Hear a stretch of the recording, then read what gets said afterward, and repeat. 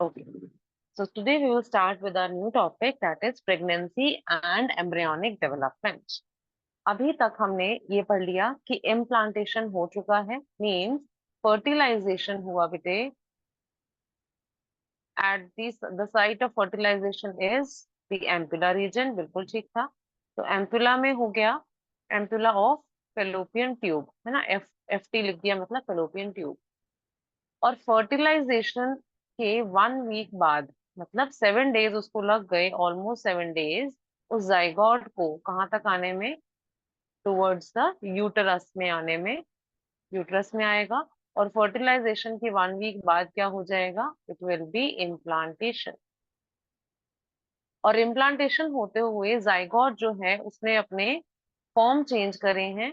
वो 1 सेल से, है ना, जाइगोट इज 1 सेल, 1 सेल से होते होते वो अभी ऑलमोस्ट अराउंड 64 सेल स्टेज तक आ चुका है, 64 सेल स्टेज। इसी को हमने बोला था ब्लास्टोसिस्ट, ब्लास्टोसिस्ट। तो यानी कि जो इम्प्लांटेशन होता है वो कौन सी स्टेज पे होता है, तो कौन से स्टेज पे होता है, it is the blastocyst stage. और ब्लास्टोसिस्ट के अंदर हमने ये भी बात करी थी कि we have the outer layer known as the trophoblast, trophoblast. और अंदर होते हैं इसके inner cell mass, group of cells होते हैं, that is known as inner cell mass.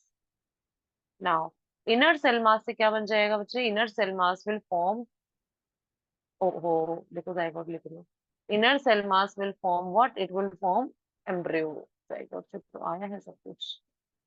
Hmm, there is here. It will not form zygote, I'm so sorry, it will form embryo। और embryo से आएगा देन फीटस, और foetus से आगे आ जाएगा newborn baby, newborn baby. What about the trophoblast, trophoblast से क्या आएगा, आ जाओ अब यहाँ से स्टार्ट कर लेते हैं। सो ट्रोफोब्लास्ट से बनता है अपना जो बच्चा है, जो एम्ब्रियो है, क्योंकि उसको लेना है बेटे nutrition and even the oxygen, है ना। तो वो अपने डेवलपमेंट के लिए जो भी चीजें मदर से लेगा, तो वो मदर से किसकी हेल्प से लेता है, that is with the help of the placenta. You all know this.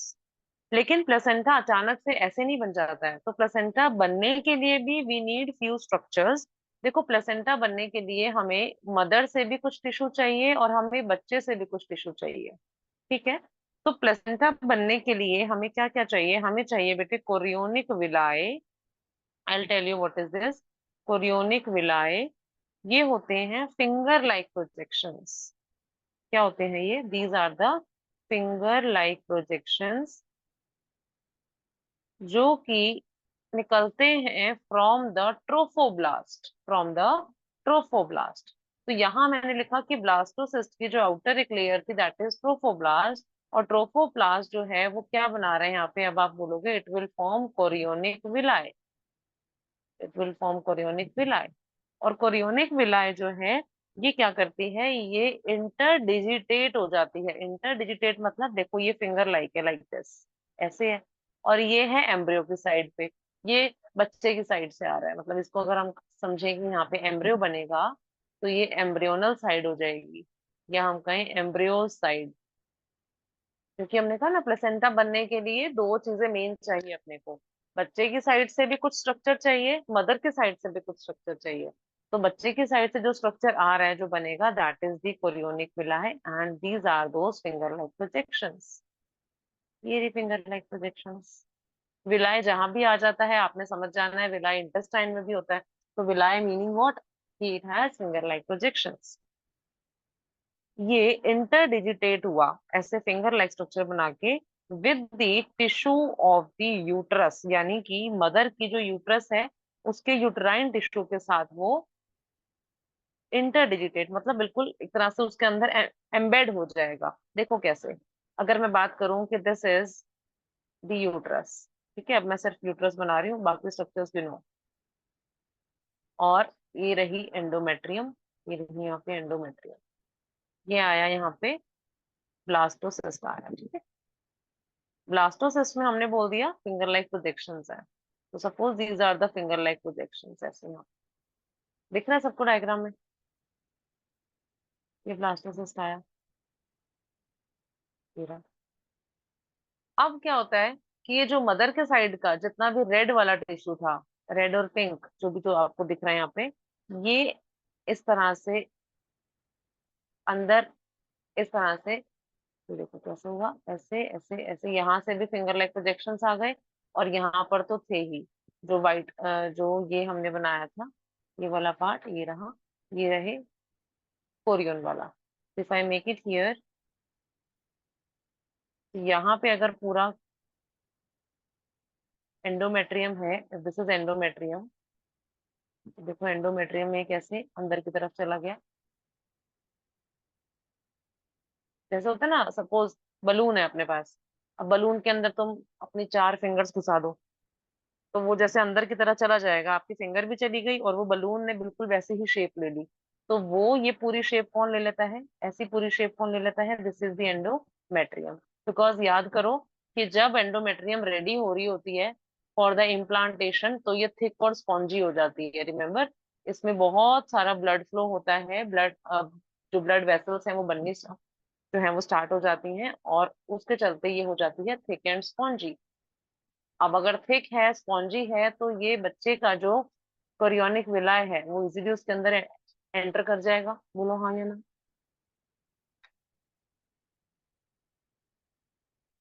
से यस और no, is that okay? Yes yes. Yes. तो यहाँ मैंने लिखा प्लेसेंटा बनने के लिए मुझे क्या क्या चाहिए, प्लेसेंटा बनने के लिए मुझे चाहिए बेटे chorionic villi, that is a finger like projection from the embryo side, और साथ साथ मुझे क्या चाहिए, I also need uterine tissue. तो मदर का यहाँ पे क्या होगा, uterine tissue, right, uterine tissue. ये कहाँ से आया, ये आया from mother's side, this one. तो फॉर्म हो गया अपना प्लेसेंटा। नाउ क्या लगता है what is the structural and the functional unit, अगर हम बात करें कि एक बच्चे के में और मम्मी के बीच में जो जोड़ने वाला एक स्ट्रक्चर है, किसको बोलोगे? Is it the chorionic विलाय, is it the embryonic that is uterine tissue, या प्लेसेंटा, या अम्बिलिकल कॉर्ड, क्या बोलोगे answer? Ma'am placenta. Placenta, very good, it is placenta, बिल्कुल ठीक है। क्योंकि पहले प्लेसेंटा बनेगा, उसके बाद ही बच्चा जो है वो आगे सरवाइव करेगा बेटे। अगर प्लेसेंटा नहीं बना तो इम्प्लांटेशन नहीं हो पाएगा, इम्प्लांटेशन नहीं होगा तो आगे जेस्टेशन मतलब प्रेगनेंसी को हम ये बोल भी नहीं सकते कि प्रेगनेंसी जो है वो स्टार्ट हो गई। प्लेसेंटा का बनना बहुत जरूरी है, तभी तो वो सेल्स जो है वो जिंदा रहेंगे, जितने भी इनर सेल मास है जिन्होंने आगे जाके ऑर्गन्स बनाने हैं, टिश्यूज बनाने हैं, वो जिंदा कैसे रहेंगे? उनको चाहिए न्यूट्रिशन, उनको चाहिए ऑक्सीजन, तो वो सब उन्हें कहाँ से मिलेगा, from the mother. And mother से आएगा कैसे, by the help of placenta. तो दैट इज राइट, बिल्कुल ठीक है कि प्लेसेंटा इज, यहाँ से एजर्शन रीजन के क्वेश्चंस कई बार आ जाते हैं। तो placenta is a structural and functional unit between developing embryo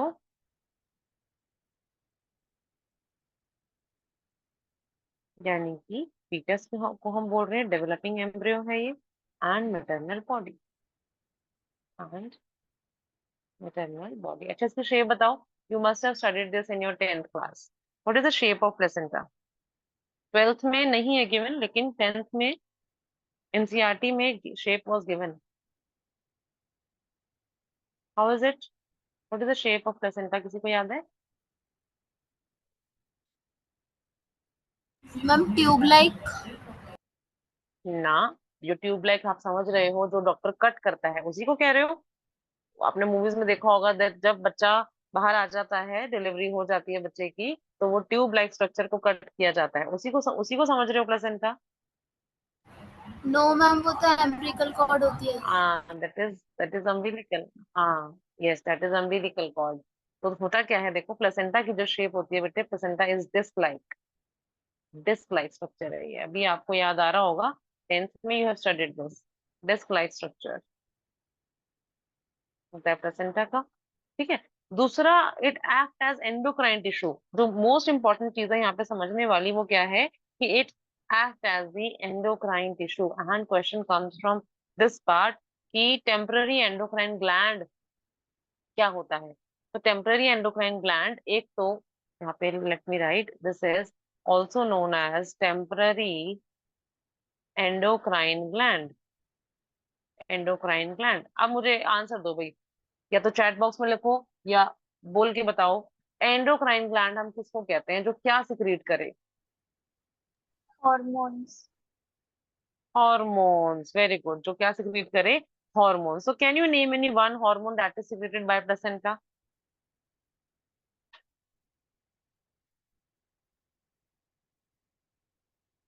Any one hormone that is secreted by placenta? That is HCG, and another I would say is HPL.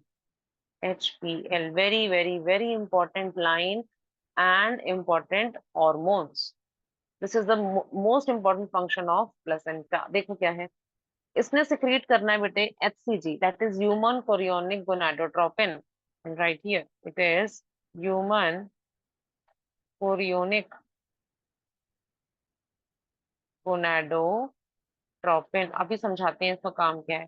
और दूसरा HPL, HPL is human placental, human placental क्योंकि placenta से आया है, placental lactogen,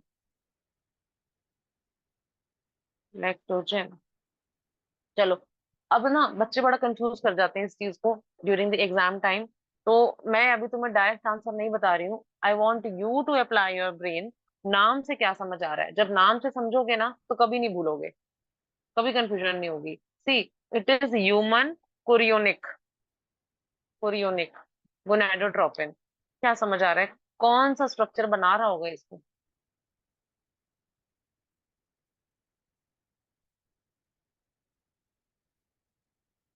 human chorionic gonadotropin अगर लिखा हुआ है तो एचसीजी को कौन सा स्ट्रक्चर बना रहा होगा? मैंने लिखा है placenta, that is right. Placenta भी तो दो चीजों से मिलके बना है ना, देखो देखो देखो ऊपर लिखा है हमने, it has been formed from two different structures.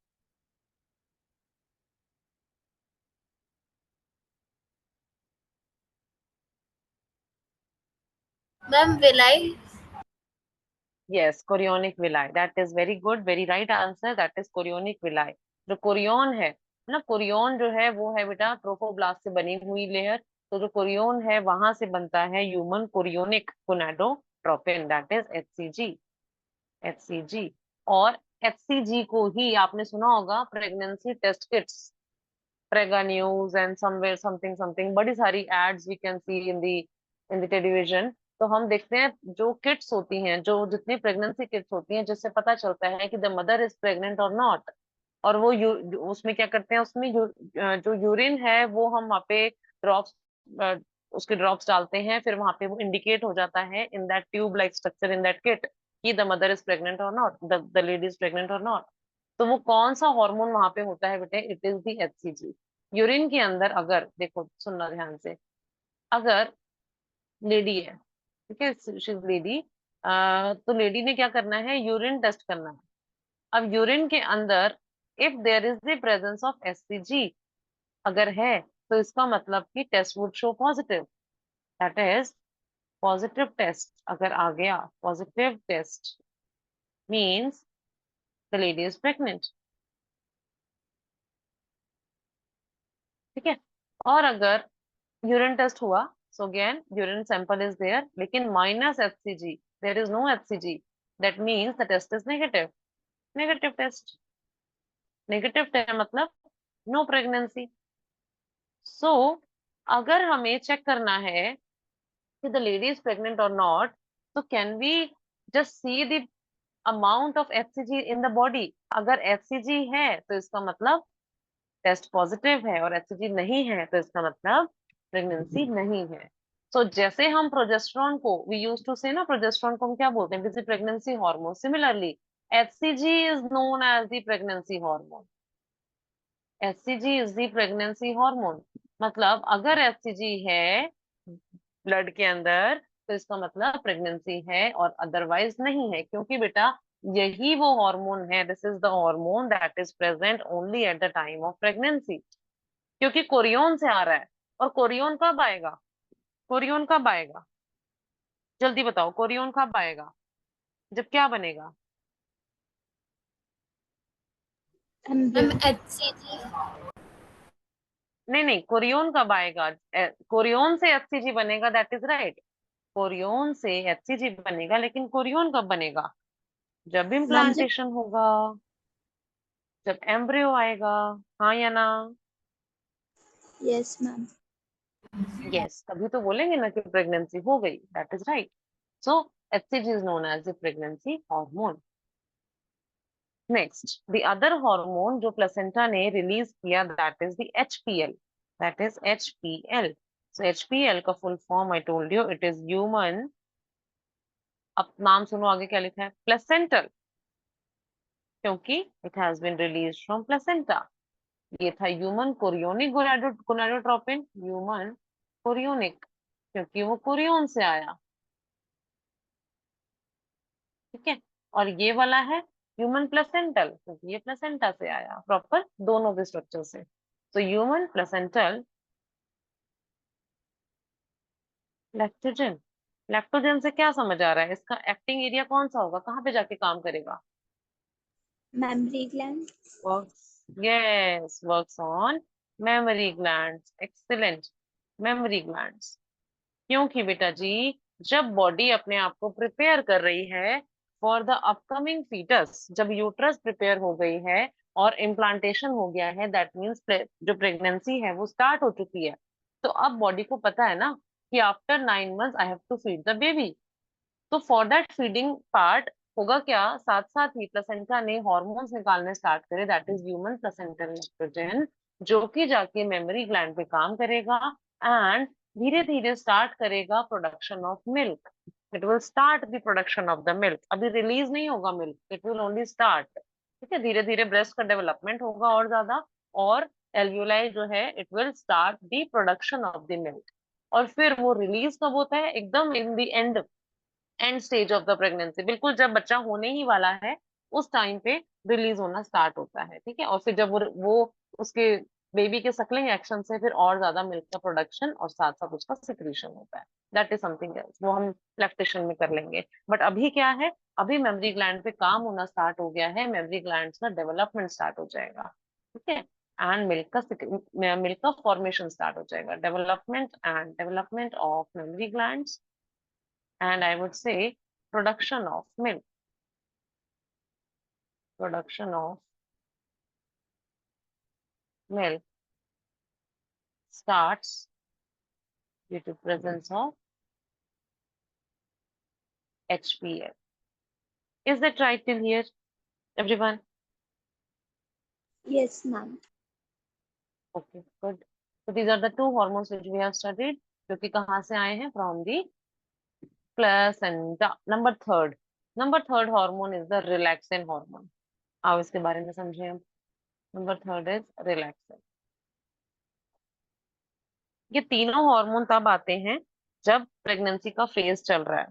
ठीक है, तो ये वाला जो फेज, ओ ओ, एक और दो, तो ये तो आए कहाँ से? From your placenta, that is right. Relaxin जो है ये आता है from ovary, not placenta.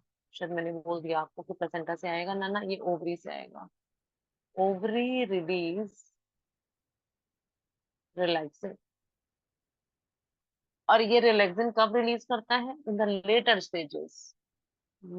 Stages of pregnancy, and वाले स्टेजेस में, लेटर स्टेजेस ऑफ प्रेगनेंसी। काम समझोगे तो समझ में आएगा कि लेटर में क्यों हो रहा है। आओ देखते हैं।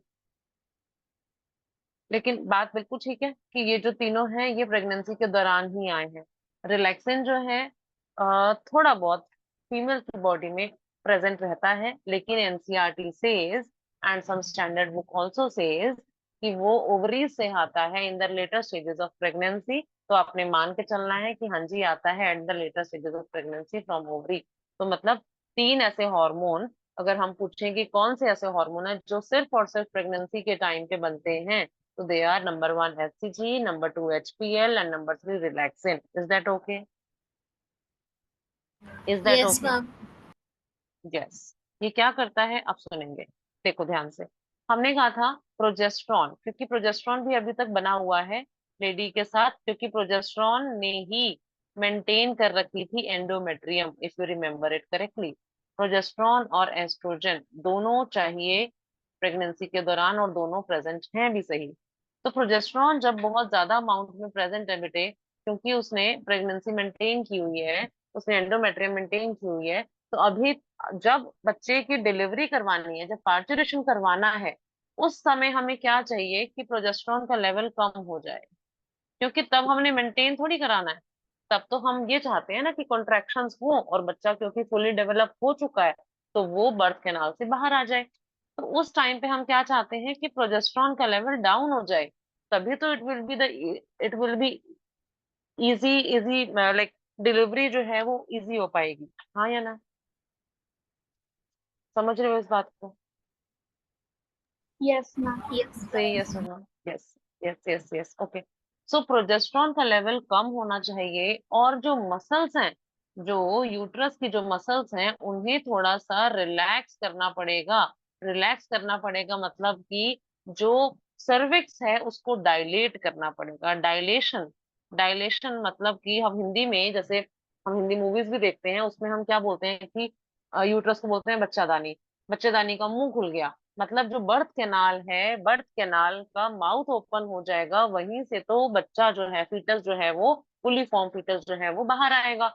सो वहां पे डायलेशन करवाने के लिए, डायलेशन ऑफ द सर्विक्स होने के लिए हार्मोन चाहिए रिलैक्सिन। और ये रिलैक्सिन आता है बेटे from the ovaries, from the ovaries in the later stages of the pregnancy. Is that okay? Yes, ma'am. Yes, ma'am. Yes, okay, good. So pregnancy के वक्त जो 3 हार्मोन प्रोड्यूस हो रहे हैं किसी भी लेडी में, that is HCG, HPL and relaxin. इसमें से 2 एचसीजी और एचपीएल आएंगे from the placenta, and relaxin आएगा फ्रॉम द, जल्दी से, from the Ovary. ovaries. Very good. Now, also at the time of pregnancy, जितने भी हॉर्मोन्स हैं बेटे, वो सभी हॉर्मोन्स का जो लेवल होता है वो इंक्रीज हो जाता है, बहुत ज्यादा बढ़ जाता है, तो सेवरल फोल्ड्स, हम बोलते हैं सेवरल फोल्ड्स बढ़ गया। अब वो सेवरल फोल्ड्स क्यों बड़ा होगा मदर की बॉडी में? क्योंकि mother has to feed the baby also, and mother के ही सारे हॉर्मोन्स हैं बेटे जो कि बच्चे के डेवलपमेंट में भी हेल्प कर रहे हैं, है ना। मदर के ही क्योंकि बच्चे के अपने हार्मोन अभी तक नहीं बने हैं, तो हॉर्मोन्स तो चाहिए ग्रोथ के लिए। अब वो सारे हॉर्मोन्स बच्चे को कहाँ से मिल रहे हैं? From the mother's blood. तो यानी कि मदर की बॉडी में हॉर्मोन्स को सेवरल फोल्ड इंक्रीज होना पड़ेगा, ताकि प्रॉपर डेवलपमेंट हो सके, और बच्चे की जो ग्रोथ है और जो मेटाबॉलिक चेंजेस जितने भी वहां पे हो रहे हैं, वो एफिशिएंटली एंड प्रोडक्टिवली पॉसिबल हो सके। Is that right? Yes, ma'am. Yes. Now, there's one figure in your NCRT. You should know the figure, क्योंकि यहाँ से लेबलिंग का पार्ट कई बार एग्जाम में आ जाता है। That is the human fetus within the uterus.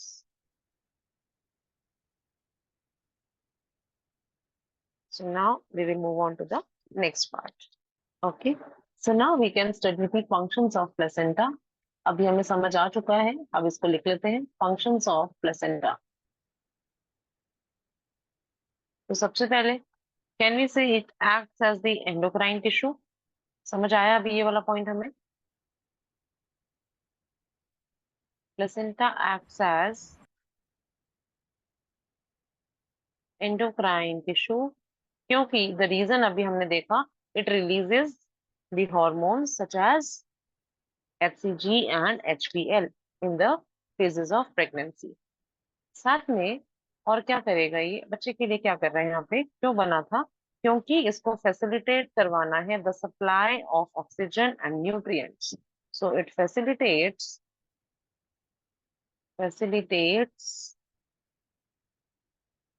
Supply of oxygen, है ना। सांस तो लेगा ना बच्चा। अच्छा, क्या करता है ना बच्चा, खुद से ब्रीदिंग नहीं करता, क्योंकि उसके ऑर्गन्स अभी कोई डेवलप नहीं हुए हैं, ना लंग्स है ना कुछ कुछ नहीं है। सिर्फ वो सिंपली क्या कर रहे हैं, वहां से डिफ्यूजन के तौर पर, डिफ्यूजन से मदर के ब्लड से जो है बच्चे के पास ऑक्सीजन जा रही है। So it facilitate supply of oxygen and nutrients to embryo.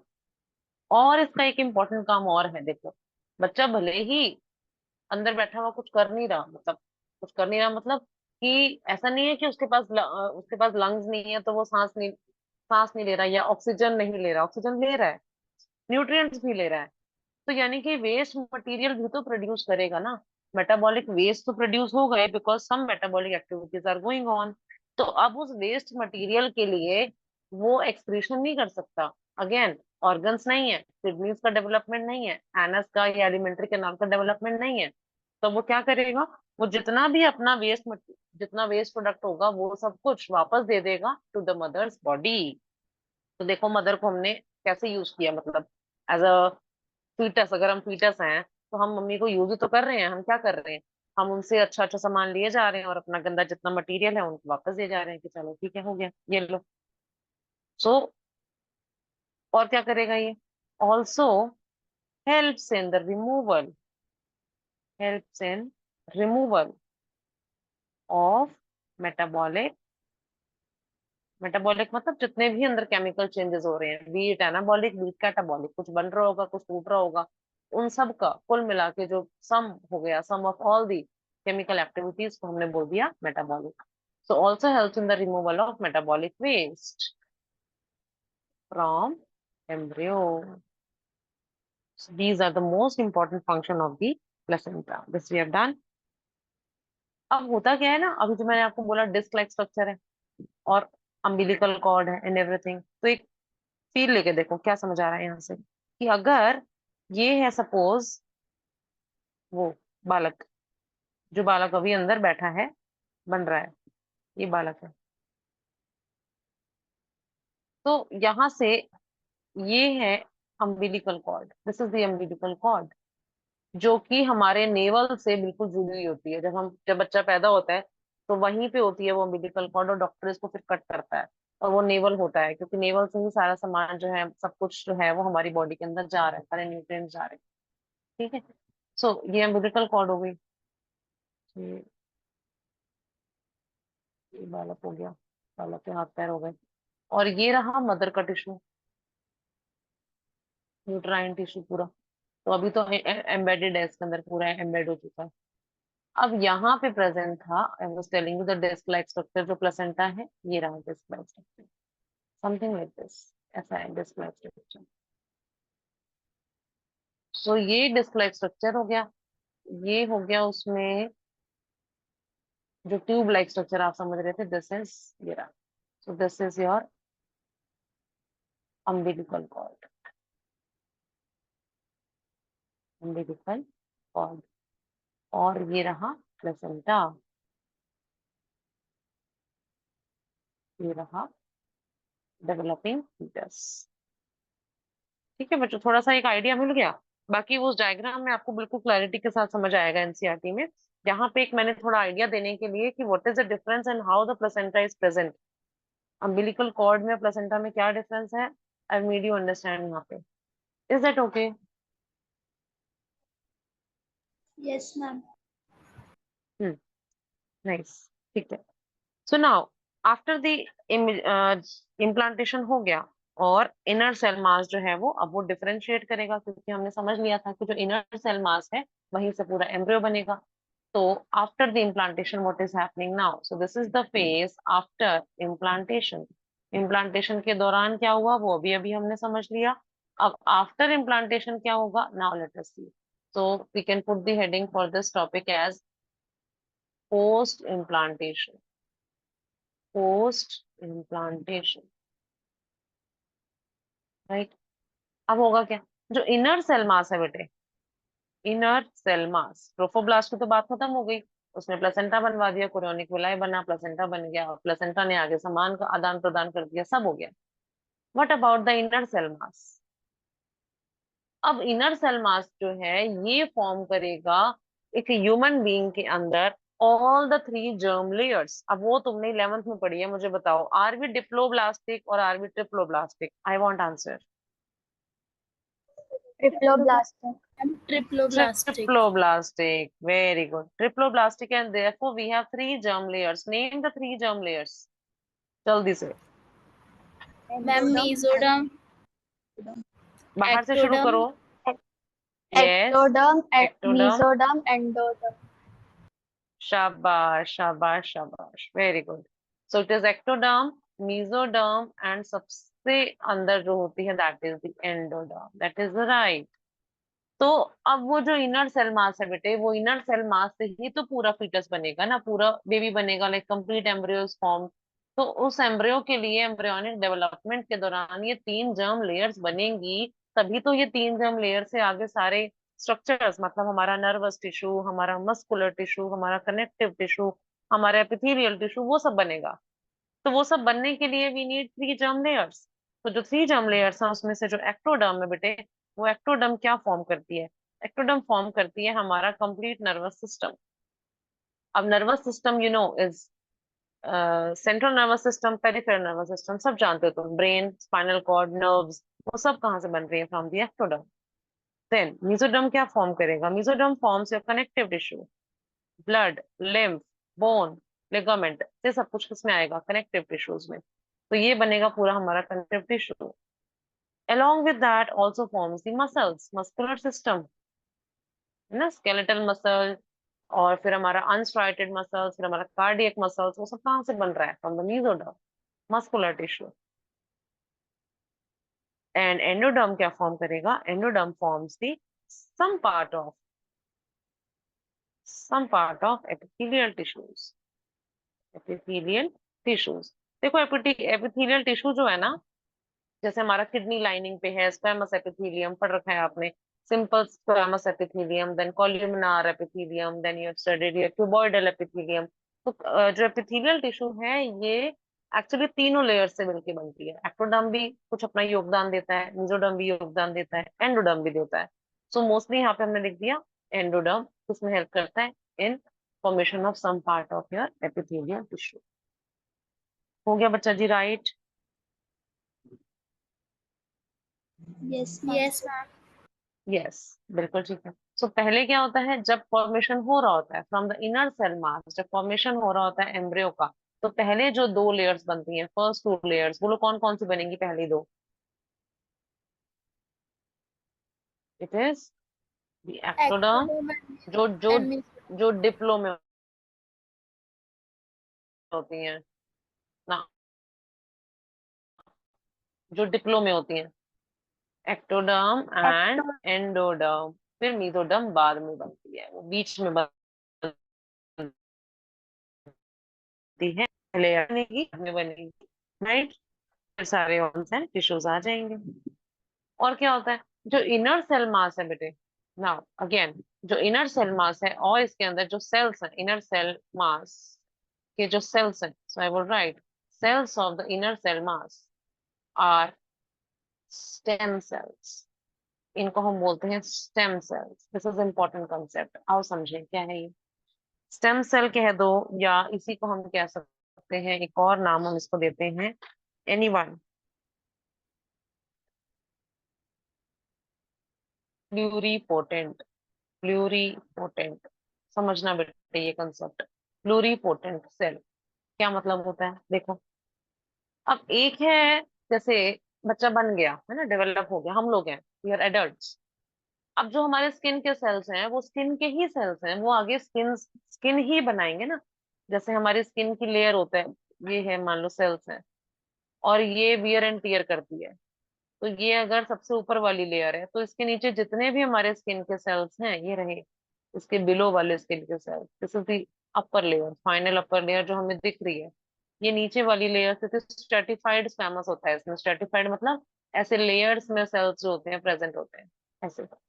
तो जितने ऊपर वाली लेयर जब झड़ती जाएगी, शेड ऑफ होती जाएगी, वियर एंड टीयर हो जाएगा, चोट लग जाएगी, हट जाएगी वो लेयर, कुछ भी है, तो ये नीचे के सेल्स तो ऊपर आ जाएंगे ना। फिर ये ऊपर पहुंच जाएंगे तो इसके नीचे वाले इसकी जगह पे ले लेंगे, आ जाएंगे। तो ये वाले जो सेल्स हैं ये सारे दे आर डिफरेंशिएटेड सेल्स। अगर वो स्किन के सेल हैं तो बेटा वो स्किन के ही रहेंगे, वो बोन नहीं बना सकते, वो हेयर नहीं बना सकते। सिमिलरली जो बोन के सेल्स हैं वो बोन्स ही बनाएंगे, osteocytes, they are forming osteo यानी बोन। ऐसे ही जो कार्टिलेज के सेल्स हैं वो कार्टिलेज बनाएंगे, because they have attend some function. हम कहते हैं ना डिफरेंशिएशन होना मतलब एक प्रॉपर फंक्शन को अटेन कर लेना।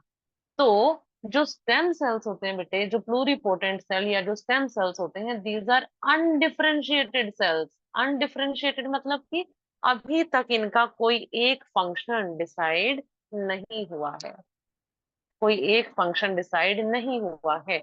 स्टेम सेल से आगे जैसे मर्जी सेल सा बनवा सकते हो, be it bone cell, be it skin cell, be it hair cell, be it eye cell, be it nerve cell, कुछ भी बन सकता है। तो ऐसे कैपेसिटी वाले सेल्स जिससे हम आगे कोई भी नया सेल बना सकते हैं, उसको हम क्या बोलते हैं? They are the stem cell या प्लूरिपोटेंट सेल। क्या ये बात समझ आई? Yes, Yes, ma'am. ma'am. हाँ जी। So let me write the definition here, ताकि थोड़ी सी आसानी हो जाए आप लोगों को। So what are these? The cells that give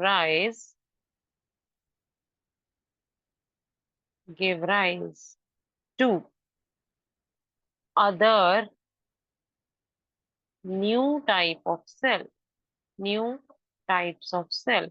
क्या करते हैं ना, ये माइटोसिस करते जाएंगे, अपना नंबर बढ़ाते जाएंगे, माइटोसिस कर करके, और फिर ये एक न्यू बिल्कुल टाइप ही इनकी न्यू हो जाएगी। तो इससे आप किसी भी तरह का सेल्स आगे फॉर्म कर सकते हो। They are known as they are known as stem cells. इसके लिए एक पूरी ब्रांच है in your biology. Stem cell जो है, स्टेम सेल की स्टडी हो रही है, इसको हम प्रिजर्व कर सकते हैं। जब बच्चा बॉर्न होता है ना, at the time of delivery, अभी आजकल दिस इज अवेलेबल, जब हम लोग थे मतलब 90s में, मैं अपनी बात कर रही हूँ, व्हेन आई वाज बोर्न, तो ये टेक्नोलॉजी नहीं थी उस टाइम पे कि हमें इतना एक ये चीज हो कि हाँ हम या हमारे पेरेंट्स को इतना आइडिया हो कि हम इसको स्टेम सेल को प्रिजर्व कर सकते हैं, तब नहीं था। आज के टाइम पे जितने डिलीवरीज होती हैं तो डॉक्टर्स क्या करते हैं, they give an option to the parents, families, कि अगर आप इस बच्चे के स्टेम सेल्स प्रिजर्व करना चाहते हैं तो we can go, we can save those cells, और इसको हम क्या करते हैं, बैंक में, जैसे हमारे कॉलन बैंक होते हैं, स्पर्म बैंक होते हैं, ऐसे ही स्टेम सेल्स के बैंक होते हैं, उसमें हम इसको प्रिजर्व कर सकते हैं। वही लिक्विड नाइट्रोजन -196 डिग्री सेल्सियस, याद है करा था हमने प्रिजर्वेशन वाला पार्ट। Yes, तो ma'am.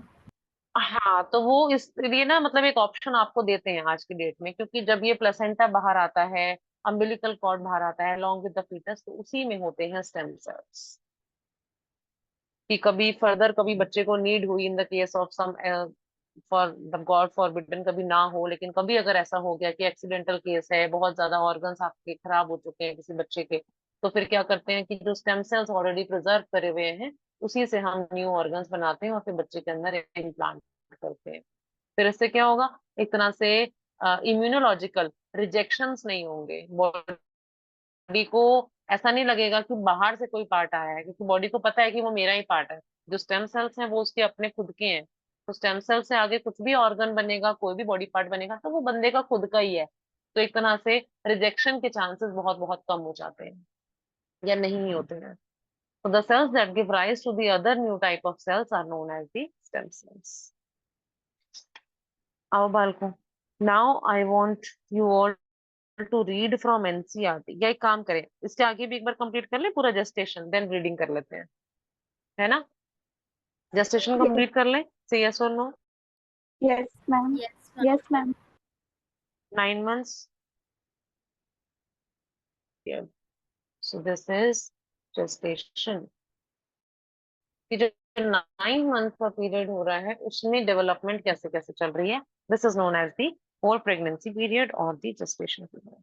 तो आप सबको पता है कि जो ह्यूमन प्रेगनेंसी है वो लास्ट करती है कितना, for approximately 9 months। So the human pregnancy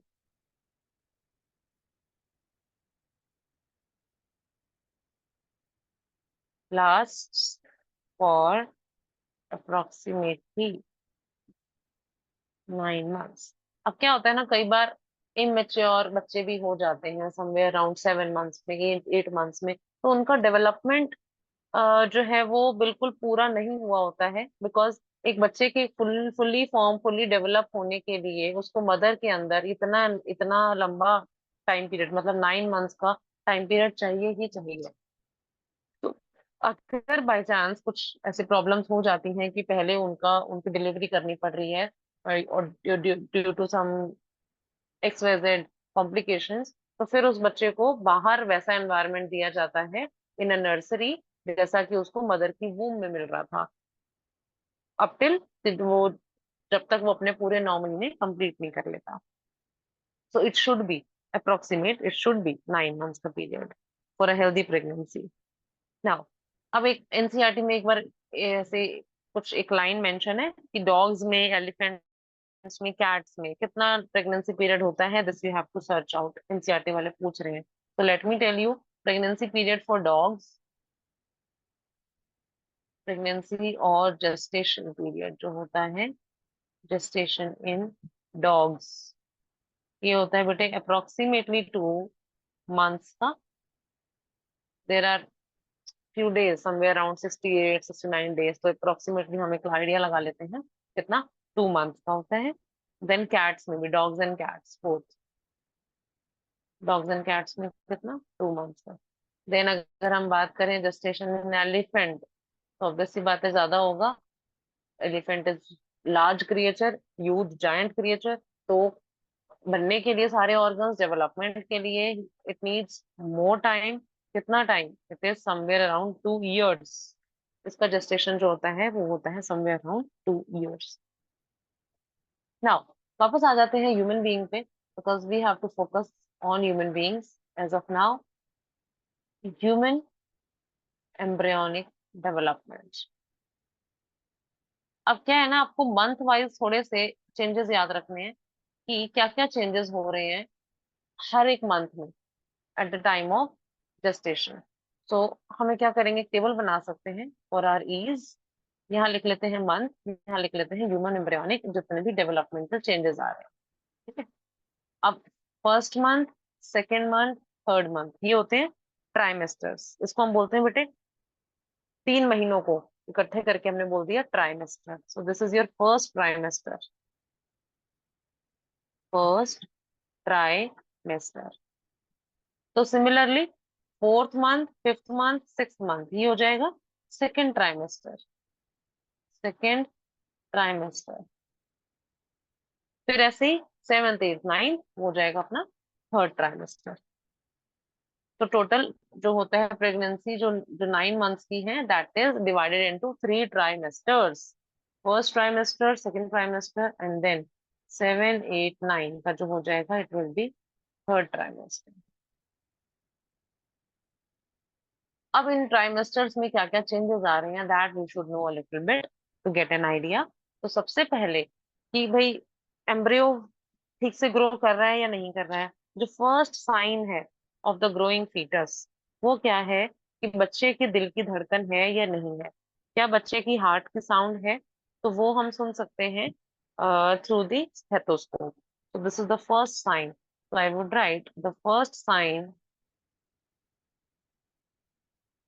the first sign of growing fetus क्या हो जाएगा, is the heart sound, heart sound, जो कि can be listened through the stethoscope। तो ये हुआ आफ्टर 1 मंथ, जब हार्ट बन जाता है। सो फर्स्ट मंथ में हुआ क्या है, heart is formed, heart is formed. ठीक है, पहले ह्यूमन बीइंग में क्या होगा, after 1 month of the pregnancy heart बन जाएगा, फिर हार्ट बीट सुनाई दे गई। Now bye the end of the second month of pregnancy, अभी सेकेंड मंथ की अगर बात करें, bye the end of second month क्या होगा, बच्चे के हाथ पैर बनने स्टार्ट हो जाएंगे। तो लिम्स है ना, फोर लिम्स, हाइंड लिम्स, हाथ और पैर, एंड डिजिट फॉर्मेशन, डिजिट्स मतलब फिंगर्स, उंगलियां, डिजिट्स फॉर्मेशन। तो पहले मंथ में हार्ट बना, फिर दूसरे महीने के खत्म होने के दौरान लिम्स, हाथ पैर बन गए, साथ में उंगलियां भी बन गई, लिम्स एंड डिजिट्स फॉर्मेशन हो गया। देन तीसरे मंथ के एंड में, मतलब जो फर्स्ट ट्राइमेस्टर जब एंड होने ही वाला है, तो मेजर ऑर्गन्स जो हैं बॉडी के वो डेवलप हो जाते हैं। जैसे कंप्लीट हाथ पैर कंप्लीट हो चुके हैं। दूसरा, एक्सटर्नल जेनिटिलियल ऑर्गन्स जो है वो फॉर्म हो गए, मतलब by this time the baby has got the external genitalia. अगर मेल है तो मेल्स के सारे एक्सटर्नल जेनिटिलिया होंगे, फीमेल है तो फीमेल के एक्सटर्नल जेनिटिलिया। तो ये कब पता चल जाएगा? ये हो जाएगा third, by the end of the third month या फिर फर्स्ट ट्राइमेस्टर के एंड में। So I can write major tissues and organs and external genitalia form हो जाता है। बेटे any doubts till now? No, ma'am. Nice, okay. अब क्या करते हैं? अब फोर्थ मंथ फिफ्थ मंथ में क्या है ना कि ऐसा नहीं बता रहा है कि चौथे में ही ये काम होगा। जो भी अब मैं लिखने वाली हूँ कि क्या हो रहा है, वो एक ऑनगोइंग प्रोसेस है, वो चल रहा है। तो जब वो चल रहा है और वो कब तक खत्म हो जाता है, वो वाला स्टेज वी नो कि bye the end of the fifth month, bye the end of the fifth month में क्या हो रहा है। फर्स्ट मंथ में क्या हुआ है वो क्लियरली हमको मालूम है, लिख लिया। सेकेंड मंथ में क्या हो रहा है क्लियरली मालूम है, लिख लिया। थर्ड में क्या हो रहा है, लिख लिया। फोर्थ में क्लियरली क्या हो रहा है, it is not mention. Fifth तक क्या हो जाता है वो मेंशन है, तो फिफ्थ तक क्या क्या हो जाता है this we should know. The first movements, अब बच्चा धीरे धीरे थोड़ा बहुत मूवमेंट स्टार्ट कर देता है फिफ्थ मंथ तक। The first movements of the fetus start हो गई, और सर पे बाल आने स्टार्ट हो जाते हैं। तो hair on the head, hair on the head, and even धीरे धीरे क्या होता है ना, बॉडी पे भी हेयर आते हैं, बट वो फिर लेटर ऑन, नेक्स्ट सिक्स्थ वाले मंथ में आएगा। तो अभी सर पे बाल आ गए हैं, थोड़ी बहुत बच्चे की मूवमेंट स्टार्ट हो गई है। Now what is happening in the six month? तो सिक्स मंथ्स में क्या होगा? Bye the end of again, मतलब सेकेंड ट्राइमेस्टर, इसमें क्या होगा? अब आ जाएगा लैन्यूगो। लैन्यूगो मतलब पूरी बॉडी पे जो बच्चे के छोटे छोटे बच्चे की छोटी सी बॉडी पे जो बाल होते हैं उसको हम बोलते हैं लैन्यूगो। सो आई एम राइटिंग लैन्यूगो या फिर body hair. Body hair can be seen. साथ साथ और क्या होता है? Eyelashes, eyelids, eyelashes. तो आई लैशेस बन जाती हैं और आईलिड्स सेपरेट हो जाती हैं। वो अभी एकदम से आंख नहीं खोल रहा है, थोड़ा सा ये है कि सेपरेशन स्टार्ट हो गया है। सो आईलिड्स सेपरेट, आंख खोलेगा कुछ टाइम बाद खोलेगा। अब ये है।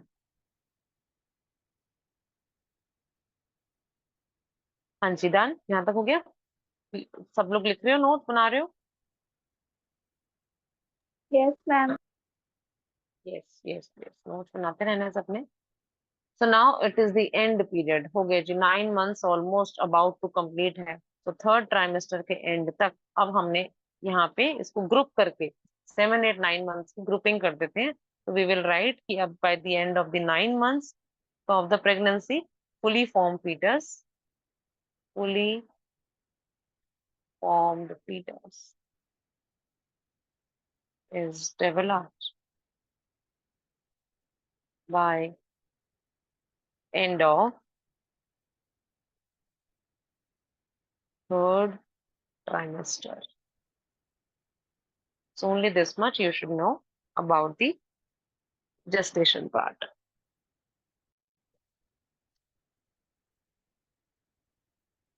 ये हो जाएगा तो let me know, then we'll move on to the parturition and lactation. आ जाओ फिर इसको, let us read from NCERT। तो ऊपर जो पैराग्राफ है वो हमने रीड कर लिया था अपने प्रीवियस क्लास में। आज हम स्टार्ट करेंगे from the pregnancy and embryonic development. So everyone ध्यान ध्यान देंगे, keep your focus. So after implantation, ना इम्प्लांटेशन हो गया, what is happening? The finger like projections appear on the trophoblast. देखो आगे ना वही बात की ट्रोफोब्लास्ट का क्या योगदान है, क्या करेगा वो, उसके ऊपर क्या आ जाएंगे, finger like projections called the, क्या बोलेंगे हम इसको, chorionic villi, which are surrounded by the uterine tissue and the maternal blood. Then the chorionic villi and the uterine, यहाँ से आ जाएगा अपना प्लेसेंटा की फॉर्मेशन कैसे हो रही है। So the chorionic villi and the uterine tissue become interdigitated। interdigitated मतलब फिंगर के अंदर फिंगर डाल देना ऐसे, और फिर यहाँ से दूसरी साइड से स्ट्रक्चर्स आएंगे, वो इसको ऐसे ओवरलैप कर देंगे, यहाँ से इंटरडिजिटेट होना, इसको बोलते हैं इंटरडिजिटेट होना। So interdigitated with each other and jointly form the structural and functional unit between the developing embryo, या फिर developing embryo को हम और क्या बोल सकते हैं, fetus, and the maternal body called the placenta। ये बन गया placenta। Now ये आ गया सारा function of placenta, this we have discussed। function of placenta, shape कैसी है इसकी, disc like shape है। Coming to this part, यहाँ से पढ़ना, main part आ गया यहाँ से। Placenta also act as the endocrine tissue and produces several hormones। देखो कौन कौन से हार्मोन मेन वो रिलीज कर रहे हैं यहाँ पे, दो मेंशन है, one is HCG, another is HPL, human chorionic gonadotropin, and then human placenta and lactogen, then estrogens and progesterones। ये भी हार्मोन्स निकलते हैं क्योंकि बॉडी को, मतलब फीमेल बॉडी जो कि प्रेग्नेंट बॉडी है, उसको ये दोनों हार्मोन्स भी भर भर के चाहिए, बहुत सारे अमाउंट में चाहिए, तो ये हार्मोन्स भी निकलते हैं फ्रॉम दी प्लेसेंटा। अच्छा ये हार्मोन्स और कहाँ से आ रहे हैं आप बता सकते हो, पहले से कहाँ से आ रहे थे, प्लेसेंटा तो बाद में बना है ना, प्रोजेस्टेरॉन कहाँ से आ रहा था, सोचो। एस्ट्रोजन ओवरियन फॉलिकल से आ रहा था। ओवेरियन फॉलिकल से एस्ट्रोजन आ रहा था, बिल्कुल ठीक बात है। और बताओ, वो बढ़ते हुए फॉलिकल से आ रहा था, और कहाँ से आ रहा था, सोचो लास्ट में कुछ स्ट्रक्चर बना था, मेंस्ट्रुअल साइकिल पढ़ रहे थे प्रोजेस्टेरॉन कॉर्पस तो। ल्यूटियम से। Corpus luteum. हाँ very good, excellent, corpus luteum, corpus luteum से आया बच्चा जी। अब एक बात बताओ मुझे, जब हम कह रहे हैं कि प्लेसेंटा को हम बोल रहे हैं ना एंडोक्राइन टिश्यू जैसा काम करता है, क्योंकि तो टेम्पररी एंडोक्राइन टिश्यू बोल दिया, तो क्या हम कॉर्पस लूटियम को नहीं बोल सकते टेम्पररी एंडोक्राइन टिश्यू, सोच के देखो, it is also releasing the hormone right. बोलो बोलो, बोलो बोलो, टेम्पररी, क्या टेम्पररी एंडोक्राइन, एंडोक्राइन टिश्यू, तो बेटा दोनों चीजें हैं, प्लेसेंटा भी है एंडोक्राइन टिश्यू, और लूटियम भी है, बल्कि बल्कि कॉर्पस उससे पहले है। सो corpus luteum as well as placenta, again this could true and false या assertion रीजन। क्यों बोल रहे हैं एंडोक्राइन टिश्यू है, क्योंकि हार्मोन रिलीज कर रहा है, सिंपल। टेम्पररी है because only at the phases of pregnancy के टाइम पे ही ये रिलीज हो रहा है, therefore temporary. So now, coming back to the NCERT, in the later phases of pregnancy, see, it is written later, बाद वाले phases of pregnancy में hormone called relaxin is also secreted by the ovary, very important, ovary से आएगा relaxin। Let us remember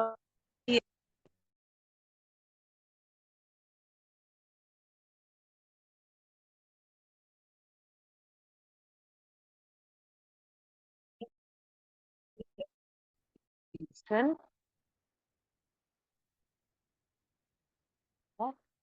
am I audible?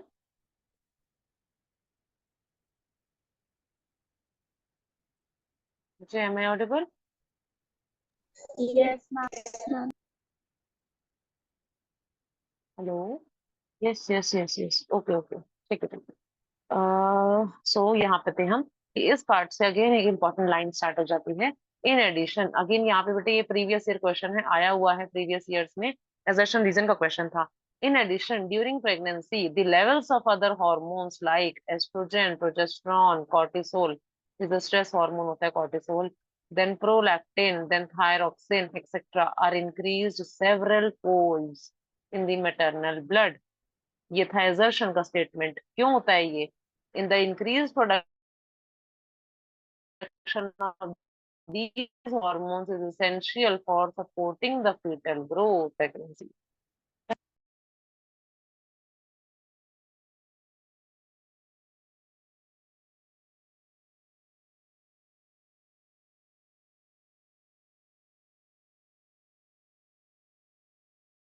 Okay, now let me clear this. यहाँ तक सबको clear है? Screen clear करते हैं. Yes, Let's ma'am. move to the next page. Now immediately the implantation, the inner cell mass. इनकी बात करते हैं. ट्रोफोब्लास्ट ने अपना काम कर दिया. कोरियोनिक विलाय बन गया है. प्लेसेंटा बन गया है. What is happening after implantation? The inner cell mass or the embryo different मतलब फंक्शन अटेन करेगा, कुछ काम करने लगेगा. क्या काम करेगा? Differentiates into the outer layer called the ectoderm, the inner layer called the endoderm, and फिर क्या हुआ? A mesoderm soon appears between the ectoderm and endoderm. तो पहले तो यही दोनों बनी ना बेटे, एक्टो बनी और एंडो बनी, and then soon appears, mesoderm soon appears, बाद में आ जाती है एक्टोडर्म की. एक्टोडर्म और एंडोडर्म के बीच में mesoderm. These three layers, इसीलिए हमने कहा था 3 germ layers, और हमने एक और वर्ड कहा था इसके लिए, triploblastic. Triploblastic give rise to all the tissues and organs in the adult. It needs to be mentioned here that the inner cell mass contains certain cells called as the stem cells, which have the potency. See, they have the potency, मतलब potential है उनके पास. They have the capacity to give rise to all the tissues and the organs. जितने भी organ tissues हैं, उसको बनाने की capacity रखता है. कौन? Stem cell. या इसी को हमने एक और नाम दिया था. This is also known as कौन सा सेल? कौन सा cell? Pluripotent cell. Pluripotent cell. Now ये रहे बेटे, वो रहे ये पूरा जो हमने डिस्कस किया अभी. 9 months के दौरान क्या क्या चेंजेस आ रहे हैं. So what are the major features of embryonic development at various months of the pregnancy? The human pregnancy lasts around 9 months. Now, do you know ये पूछ रहा है dog, elephant, cat का, तो this we have discussed already. Find out ये रहा human beings में. Now what is happening in human beings? After 1 month of the pregnancy, the embryo's heart is formed. The first sign of growing fetus may be noticed by listening to the heart sound carefully through the stethoscope. You know this. Now, by the end of the second month of pregnancy, देखो क्या हो रहा है. ये हो गया first month, ये हो गया second month. fetus develops limbs and digits. हाथ पैर आ गए, उंगलियां आ गई. By the end of the 12 weeks यानी फर्स्ट ट्राइमेस्टर मतलब थर्ड मंथ के एंड तक क्या क्या आ गया? Major organ systems are formed. For example, the limbs बन चुके हैं, external genitalic organs are well developed. Then the first movements of the fetus and the appearance of hair on the head are usually observed during the 5th month. देखो fourth month नहीं था ना, I was telling you. Fourth month नहीं given है, 5th month तक क्या क्या आ चुका है वो हमने लिख दिया. 5th मंथ में आ गया है appearance of hair on the head, आ गया है साथ साथ मूवमेंट, फर्स्ट मूवमेंट है बच्चे की वो स्टार्ट हो चुकी है. Then by the end of about 24 week, second month, second trimester sorry, the body is covered with the fine hair. इसी को हमने कहा था लेन्यूगो. लेन्यूगो covered with fine hair, eyelids separate हो जाती हैं, eyelashes are formed. By the end of 9 months of pregnancy, the fetus is fully formed and is ready for the delivery. That is the parturition. Is that right? Yes. Yes, ma'am. Bacha Party, is that right? Yes. Any doubts till now? No, ma'am. And no doubts. Okay then. Now only the last paragraph is left. Except for अपना parturition and lactation. Okay.